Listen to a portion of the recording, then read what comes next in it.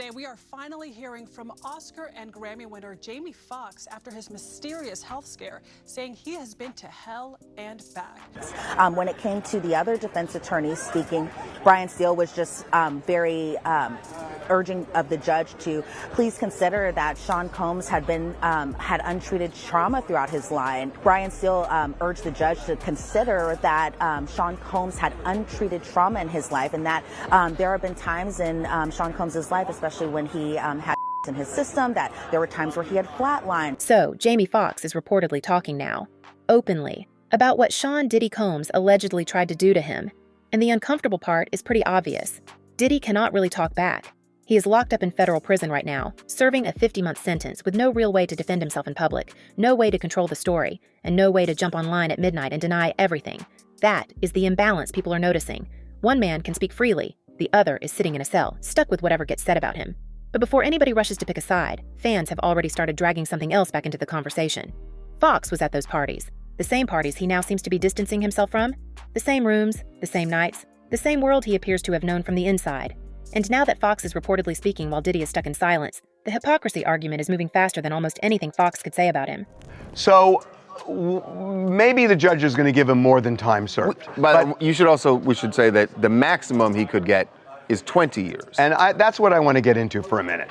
Because this is some racist you-know-what, this Mann Act. The Mann Act. The reason this hit so hard is because Foxx's medical situation was not some random rumor people made up for clicks.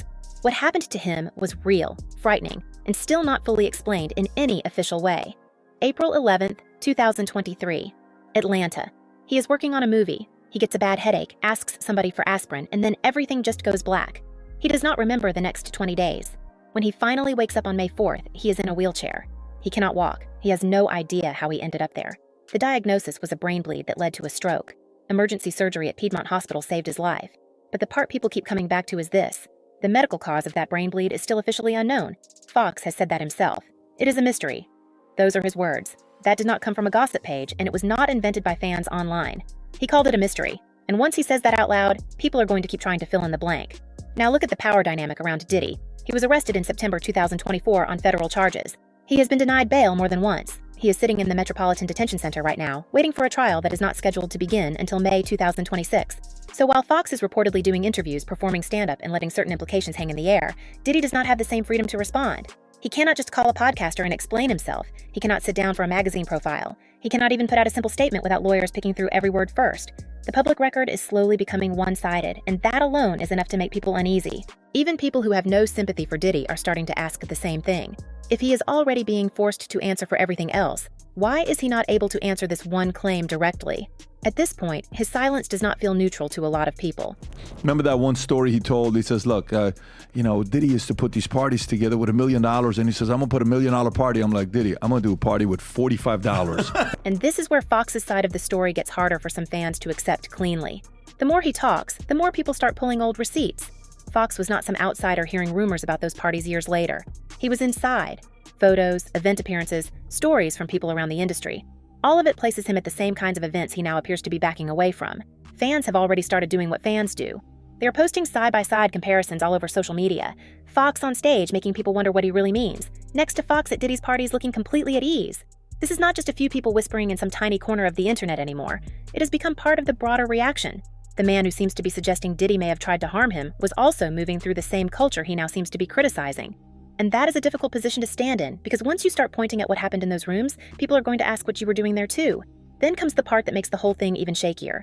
Foxx is reportedly speaking more openly now, but he has already denied the main accusation in a serious way. In early 2025, during a Hollywood Reporter roundtable, he looked straight at the camera and said, and I am quoting exactly, "Puffy didn't threaten me." That did not sound like a throwaway joke. It did not land like a comedy bit. It was a clear, direct, sober denial. So now people are trying to figure out which version they are supposed to believe. Is Foxx now hinting at something he previously shut down? Or is he being misquoted and misunderstood again? That is where the story gets messy. Those two versions do not sit together comfortably. Either Diddy tried to hurt him, or he did not. And Foxx, in public, has now been connected to both sides of that line. That is more than a messy quote. It is a real credibility problem. Watching Puff at the Beverly Hills Hotel, I'm filming this, and it's a pool party that is ridiculous, man. So, where did the idea even come from that Foxx accused Diddy in the first place? because this rumor did not just appear out of nowhere. For 2 years, the claim that Diddy poisoned Fox moved through social media, gossip pages, mainstream outlets, and even Joe Rogan's podcast. It caught fire because multiple eyewitnesses at Fox's own Netflix taping said they heard him say it. Choke No Joke, an audience member and videographer, went on record saying Fox stated that Diddy was responsible for what happened and that Fox himself called the FBI. Another attendee, Big Homie CC, said the same thing. These were not faceless accounts hiding behind random usernames. These were named people saying they were in the room and heard it, but that is also where the confusion turns into a mess. Other people in the very same audience said it was clearly a joke. Dennis L.A. White, another attendee, said Fox made it clear Diddy was not responsible and that if Diddy had really been involved, quote, I would have been seriously injured. So the public ended up with 2 totally different readings of the same night. Some people heard an accusation, other people heard comedy. Then Fox later called it a joke, while still leaving enough ambiguous material in the special that the rumor never really got a clean ending. Once a moment like that gets out, you cannot put it back in the box. And even though he seriously denied it afterward, for a lot of people the damage had already been done. That is the bind everybody is looking at now. Diddy cannot properly defend himself from prison. Fox cannot fully clear the air without making his own history around those parties look even more complicated. The medical mystery still has no official cause attached to it, so the conspiracy theories keep going. And fans are already acting like amateur investigators, pulling up old photos, digging through event appearances, comparing timelines, and asking the question that makes this whole thing so uncomfortable. How do you accuse someone of trying to destroy you when you spent years laughing at their parties? That is not really a courtroom question. It is about whether people believe the messenger, and questions like that tend to hang around. He said in the special that I was hospitalized by this person, and mind you, him and Diddy have had a business falling out. They said they had a beef. So the Choke No Choke was a videographer, and he was like, yo, I was there. He said Diddy was responsible for what happened to him, and that he's the one that called the FBI. And Choke added, I don't think he was joking. Now pay attention to the timeline, because this is where the simple explanation starts to wobble. Fox waited 20 months to tell his full story. 20 months. During that time, his family put out vague statements about a medical complication and said he was playing pickleball, while fans were online wondering if he would ever walk again. His first public appearance after the hospitalization came in December 2023, and even then, he did not explain what actually happened. He only said that 6 months earlier, he could not walk. That was all. The full version did not come until his Netflix special in December 2024, so people are left asking why it took that long. Why let the rumor machine run wild for almost 2 years? And why tell the story in a comedy special, where the line between a joke and a serious claim is blurry by design? Those choices matter. They make it feel less like someone simply sharing what happened, and more like someone carefully deciding how the story should be heard. The result is that Fox is stuck in a corner that is hard to get out of. If he keeps talking, the hypocrisy argument only gets louder. If he stops, that same argument just sits there unanswered. The Netflix special was supposed to give people answers, but for many viewers, it only added more confusion. The devil joke, the puffy joke, the I left them parties early punchline, all of it landed differently depending on who was listening. Some people heard a man telling the truth without saying it plainly. Other people heard a man making dark jokes about a friend whose life had already fallen apart. And because Diddy cannot respond from prison in the same public way, the record will always feel unfinished. That missing piece is a big reason this story keeps getting pulled back into the spotlight, so that is where things stand. Jamie Foxx is reportedly speaking openly now while Diddy sits in a cell, unable to answer in any normal public way. Fans are already calling Fox a hypocrite. The medical cause of his stroke is still described as a mystery. And the beginning of the whole accusation, the Netflix taping, the eyewitnesses, the denial, the joke, the confusion, is so tangled that nobody has been able to straighten it out cleanly. This story is not closed. It does not even feel close. The one thing people seem to agree on is that the imbalance between a man who can speak and a man who cannot really respond is going to keep the whole thing alive. So what are people supposed to do with that?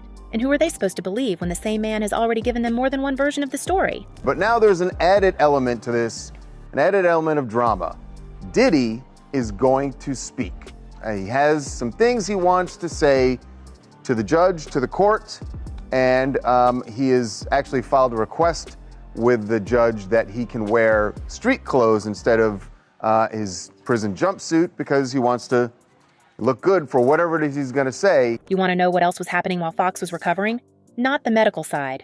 The other side, the part where the federal government was building a case against Diddy that had nothing to do with Fox at all. March 2024. Agents raided Diddy's homes in Los Angeles and Miami, and what they found was shocking. More than 1,000 bottles of baby oil and lubricant, 3 AR-15 rifles, and other materials that prosecutors say painted a very specific picture of what was happening behind closed doors. That raid happened 7 full months before Fox's Netflix special came out. 7 months. So when Fox finally got on that stage in Atlanta, he already knew what the government said it had uncovered. He knew the world had seen the 2016 hotel surveillance footage of Diddy. He knew the public had already turned on him, and he still chose to shape his big comeback as a comedy bit instead of a serious statement. That does not feel random. It feels deliberate. Now pay close attention to the timing. Diddy was arrested in September 2024, denied bail, denied again, then denied a third time. The judge said no condition or combination of conditions would reasonably assure the safety of the community. For a federal judge to say that about a music mogul is a big deal. And every time Diddy lost another bail hearing, Fox had a little more room to make those jokes. Before the arrest, Fox said very little publicly about his health or Diddy. After the arrest, suddenly there was a comedy special, a Hollywood Reporter interview, and a string of public appearances where he talked around the edges of it. You do not have to believe Diddy is innocent to see how much the power dynamic changed once he was locked up. The timing is messy. It looks like Fox waited until the other guy was in a cell before he finally started talking. Jamie Foxx addresses whether Diddy was responsible for his 2023 hospitalization during live show's eyewitness. But the story goes back even further, and it gets darker. While everybody was focused on Fox and Diddy, another name kept coming up in the background, Kim Porter. She was Diddy's longtime partner and the mother of 3 of his children. She passed away in 2018. Then, in late 2024, a book showed up claiming to be her memoir, making explosive claims about Diddy's behavior. His children immediately called it fake. They said their mother did not write it. They begged the public to stop spreading what they called horrific conspiracy theories about her passing. And they said clearly that the cause had already been established as natural. No foul play. But once conspiracy theories start moving, they do not usually stop just because the family asks them to. They spread even faster when the people around Diddy seem to get quieter instead of louder. And that silence has become one of the strangest parts of the whole story. It is not only Diddy's family. Look at the other names. Usher, Leonardo DiCaprio, Jay-Z, all photographed at Diddy's events over the years. All asked, in one way or another, what they knew and when they knew it. And what have they said publicly? Almost nothing. Jay-Z was added to a civil lawsuit late last year, an allegation his team called blackmail. Diddy's own lawyers called it a publicity stunt. But what is missing from so many of these celebrities is a clear, early public denial. Not a careful statement through a publicist. Not some vague version of, we had no idea. Just direct answers. And when that many people avoid the same question, people start treating the avoidance like its own kind of answer. Whatever was happening at those parties does not seem to have been a total mystery to the people who kept showing up, Fox included. Was, Your Honor, I will accept the Mann Act, but I feel like I was targeted by a weaponized Justice Department, and I now understand what President Trump was saying when he said that happened to him, because we have similar things that happen, and I appreciate what he was saying now. I didn't understand it then, but I understand it now. That's real simple for you to stand here and say. Now bring in the insider layer, because this is where the source material gets more specific. A former Bad Boy employee, speaking anonymously because he said he feared retaliation, told documentary producers something deeply uncomfortable. He said there was not a Diddy party that did not eventually turn into something else. He described red lighting in the studio as a sign of a certain kind of atmosphere. He said he was asked to recruit young women from local bars. And he claimed Diddy would disappear into a room for 24 hours at a time with people who may not have been old enough to be there. These are claims. They have not been proven in court, but they were documented in a Peacock documentary and attributed to someone who worked inside the organization. That kind of insider chatter usually does not come from nowhere. It comes from a world that, according to people who describe it, was not as hidden as everyone wanted it to be. So where does that leave Fox? It changes the way people look at him in this story. The main issue is not only whether Diddy poisoned him. Fox has already denied that in a serious setting. The harder issue is what Fox saw, what he knew, and why he is acting like he was only passing through. Because if the parties were anything like some witnesses have described, then Fox was not simply an innocent guest wandering into the wrong room. He was part of a culture that multiple people have now described as coercive and controlling, and that changes how people hear everything he has said since his recovery. He is not only being viewed as a possible victim, he is also being viewed as a possible witness who stayed quiet for years until the other man was behind bars. That does not look like simple survival. It looks a lot more calculated. The feeling that I have about the documentary, man, it was just old news, and they took a couple of with the footage from Puff from the days that's leading up him to get arrested, and the incidents with the people from the courts, you know, the 2 people from the courts. So it was nothing new. Now add what Diddy's own mother said. In her first public statement after his arrest, she wrote that her son is not the monster people have painted him to be. She acknowledged that he has made mistakes and that he was not entirely truthful about the Cassie Ventura allegations at first. But she also said watching what is happening felt like a public lynching before he had a chance to prove his innocence. That is a mother defending her son. You would expect that. But the part you cannot ignore is that she admitted he was not fully truthful. Even his own mother said he hid things.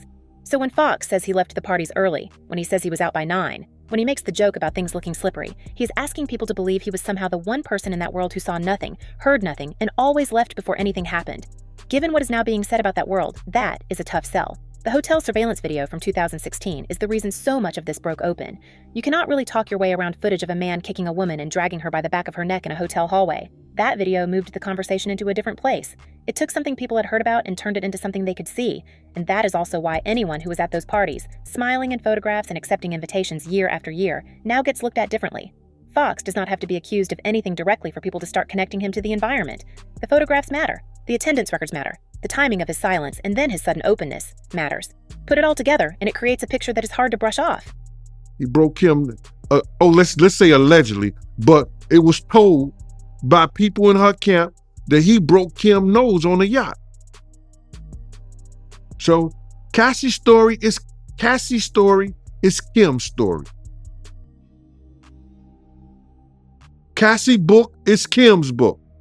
And still, Fox keeps performing. The Netflix special was supposed to be the moment where everything finally made sense. Instead, it gave people even more to argue about. The line everyone still talks about, "I thought I saw the devil," or "Was that Puffy?" is not exactly a denial. It is a wink. It is a comedian leaving the door cracked just enough for the audience to wonder what he really means. And Fox knew what he was doing. He has been in entertainment long enough to understand how people read a line like that. You cannot say, "Puffy didn't try to harm me" in a serious interview, and then go on stage asking whether the devil was actually Diddy without people noticing the gap. It does not play like simple confusion. It plays like a performance that keeps the audience guessing. And as long as people are guessing, the story keeps breathing. So let us come back to the core of it, but with all of that in mind.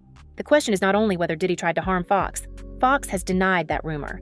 The harder question is why Fox let it live for so long. Why he leaned into the ambiguity instead of shutting it down with one clear statement. Why he waited until Diddy was in a cell before he really started talking. And why, even now, he has not sat down and said plainly, "Here is exactly what I know, and here is exactly when I knew it." The refusal to be direct is what people keep noticing. It makes it look like full clarity might create more problems for Fox than the rumor itself. And that says a lot, even if he never says it outright. And so what I want to say to Justin Bieber and to everybody that's following the situation is that Justin Bieber is a victim. I was horrified when I saw this, not because of the idea that Justin Bieber would be engaged in these sorts of things at these parties, but because I understood that this was a kid who was intentionally targeted by Diddy, as the videos show. Now the story is bigger than one man, or even two men. It has become about a whole circle of silence, participation, and extremely convenient timing. Fox is trapped in a position that does not give him an easy way out. If he keeps talking, the hypocrisy argument gets louder. If he stops, that same argument just sits there unanswered. Fans are still digging. Other celebrities are still being named. The medical mystery still has no clear resolution. And Diddy is still sitting in prison, unable to speak in his own defense the way a free person could. The imbalance that made this story so gripping in the beginning is now the same thing keeping it alive. One side can talk, the other side cannot really answer. That does not feel like closure. It feels like something that is going to stay open. So where does that leave everyone watching from the outside? At some point, you have to decide whose silence bothers you more. The man in prison who literally cannot speak freely. The man on stage who keeps talking without being fully clear. Or the crowd of celebrities who were in those rooms and have said almost nothing at all. This story is not going to end neatly. It is going to keep unraveling every time someone finds an old photograph, every time another document surfaces, every time Fox says something that can be heard two different ways. Drop your take in the comments. And do not hold your breath waiting for one clean answer. It does not look like clarity is coming anytime soon. Talk soon.